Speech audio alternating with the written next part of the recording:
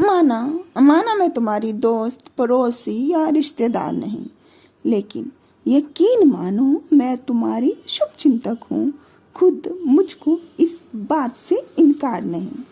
मेरा कहना है कि गलतियाँ या तो अनजाने में होती हैं या हमारी लापरवाही की वजह से। वहीं दूसरी तरफ कभी कभी अपनी गलतियों के लिए माफ़ी मांगकर काम चलाया जा सकता है। वहीं जीवन में की गई कुछ गलतियां ऐसी भी होती हैं जिसका सिर्फ खामियाजा भुगतना पड़ता है, और इस तरह की गलतियों की सजा सबके लिए लगभग एक जैसी होती है, भले ही उस गलती को राजा की औलाद करे या एक आम इंसान।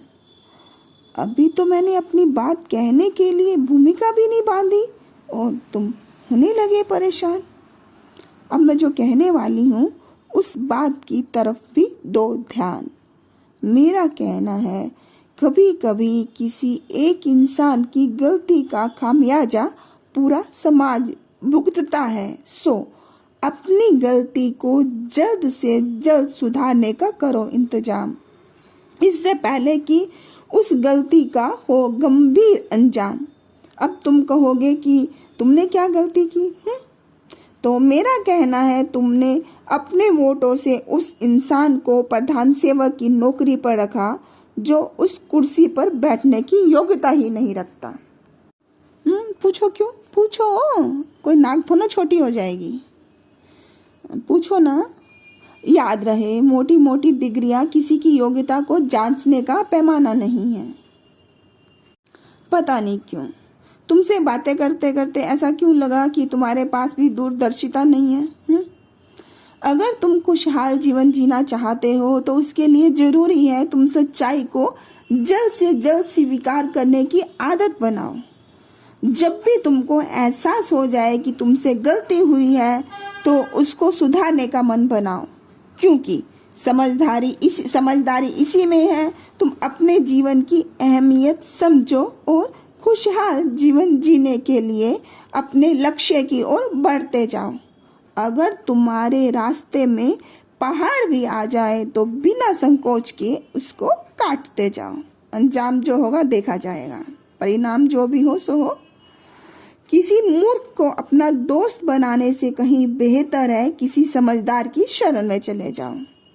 वैसे किसी समझदार की तलाश करना चुनौतीपूर्ण काम है और ये काम बहुत सारा समय मांगता है, वो भी तुम्हारा, मेरा नहीं। तो इसका भी एक उपाय है, तुम शॉर्टकट अपने दिमाग का नियमित इस्तेमाल करते करते तुम खुद समझदार की लिस्ट में शुमार हो जाओ। मैंने अपनी बात कहने के लिए इतनी लंबी भूमिका बांध ली। अगर तुम्हारे दिमाग ने काम करना शुरू कर दिया हो तो अब मुद्दे की बात पर बहस करने के लिए तैयार हो जाओ। क्या कहते हो?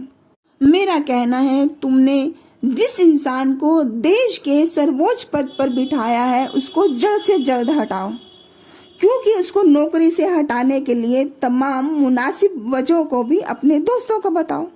सबसे पहली वजह तो वो खुद समझदार नहीं है, क्योंकि जो अपनी उम्र, पद और प्रतिष्ठा को भूलकर कैमरे के सामने अपने से छोटे बड़ों को चिढ़ाएगा वो भावी पीढ़ी को क्या संस्कार दे पाएगा। दूसरी वजह, जितना मुश्किल पैसा कमाना है उतना ही मुश्किल है उस पैसों का सही इस्तेमाल करना। साथ ही साथ पैसा सर्कुलेशन में रहे तभी देश का विकास होता है और देश बनता है हम तुमसे मिलकर, समझे? जो इंसान इतनी छोटी सी बात को नहीं समझता वो देश को कैसे विकास की तरफ ले जाएगा? सोचो ना। जो इंसान जिंदा रहने के लिए देश के लोगों को पीने का पानी मुहैया कराने के बजाय भरी गर्मी में अपनी रैलियों में पानी बहाएगा, क्या वो तुम्हारी जान की कीमत समझ पाएगा? जो इंसान बिना होमवर्क किए नोटबंदी के दिन दिखाएगा, जो देश के बुजुर्गों को बिना इलाज के मौत की दहलीज पर छोड़ आएगा, जो आए दिन अपने ही फैसलों में बदलाव लाएगा, जो नौकरी के अवसर जुटाने का वादा करके मंदिर बनाने में जान खपाएगा, जो सत्ता सुख की खातिर इंसान को इंसान से लड़वाएगा, जो जीवन में रंगों की अहमियत समझ नहीं पाएगा, जो घर परिवार के लोगों को अपने अपनों के लिए भड़काएगा, जो अपने सुख की खातिर दो दिलों में नफरत का जहर घोलने में देर नहीं लगाएगा, जो देश के हर नागरिक को टैक्स पेयर बनाने के बजाय अपना गुलाम बनाना चाहेगा। सोचो ना, वो देश का हित कैसे सोच पाएगा? जो टैक्स पेयर के पैसों का उचित इस्तेमाल कर नहीं पाएगा, जो टैक्स पेयर का पैसा फूल बरसाने में बहाएगा, जो डॉक्टरों को डॉक्टर की मेहनत का पैसा देने के लिए हड़ताल करने के लिए उकसाएगा। सोचो ना, वो देश का विकास करना चाहेगा? क्या वो देश का विकास करना चाहेगा? एक बार फिर से सोचो। जो देश के लोगों से ताली और थाली पिटवाकर घर में कलेश और दरिद्रता को न्योता भिजवाएगा, क्या वो समझदारों की लिस्ट में सबसे आखिरी स्थान में जगह नहीं बनाएगा? जो देश में हो रहे अपराधों की खबरें पढ़कर मदमस्त हो जाएगा, क्या वो तुम्हारी जान की कीमत समझ पाएगा? एक बार फिर से सोचो। जो विज्ञान और मनोविज्ञान से जुड़ी बातों को जुठलाएगा, क्या वो तुम्हारा हितैषी बन पाएगा? मेरा कहना है कि रिटायरमेंट के बाद की इनकम रेगुलर इनकम से ज्यादा होनी चाहिए, लेकिन जब जवानी में नौकरी ही नहीं मिलेगी तो क्या तुम्हारा भविष्य सुरक्षित हो पाएगा? एक बार फिर से सोचो।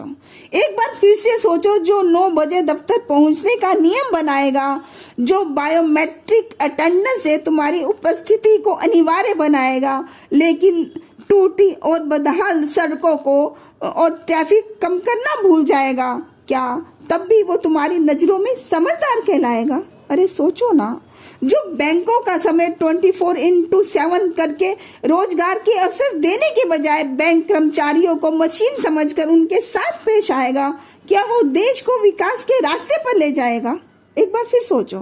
जो देश का पैसा आए दिन हवाई यात्रा पर लुटाएगा, जो उम्र के अंतिम पड़ाव पर भी विलासतापूर्ण जीवन जीना चाहेगा, क्या वो देश के युवाओं का हित सोच पाएगा? जो दिन में 12 घंटे काम करने का नियम बनाएगा, क्या वो विज्ञान और मनोविज्ञान को समझ पाएगा? एक बार फिर सोचो। क्या लगातार काम करने से जो शरीर को नुकसान होगा, जो आंखें थकेंगी या जो पीठ में दर्द होगा, तो उसके लिए जो हॉस्पिटल में जाना पड़ेगा या जो उसका खर्च आएगा, उसकी भरपाई कौन कर पाएगा? क्या पैसों से गुजरा हुआ वक्त वापिस आ जाएगा? ऐसे में घर वापसी में जब खुद ड्राइव करेगा इंसान, तो जब उसकी पलकें झपकेंगी तो क्या वो उन पलकों को झपकने से रोक पाएगा? और ऐसे में पलक झपकते ही जब एक्सीडेंट हो जाएगा तो क्या वो हमारी लापरवाही नहीं कहलाएगा? एक बार फिर सोचो। एक बार फिर सोचो। क्या ऐसे में दोष हमारा आएगा या दोष उस इंसान पे जाएगा? एक बार फिर सोचो। किसी अच्छे भले इंसान को हॉस्पिटल का मुंह दिखाने वाला क्या समझदार कहलाएगा? मेरे पास कितना कुछ है तुमसे बतियाने को, लेकिन मैं जानती हूँ इतना तो मुझसे भी बतियाया नहीं जाएगा। अगर मैं चाहती, अगर मैं इतनी देर तक तुमसे बातें करती रही तो क्या मेरे हिस्से का काम करने मेरा चाचा आएगा? एक बार फिर से सोचो। क्या तुमसे अपने दिमाग के चक्षु खोलने का कुछ प्रयत्न हो पाएगा? Thanks for listening.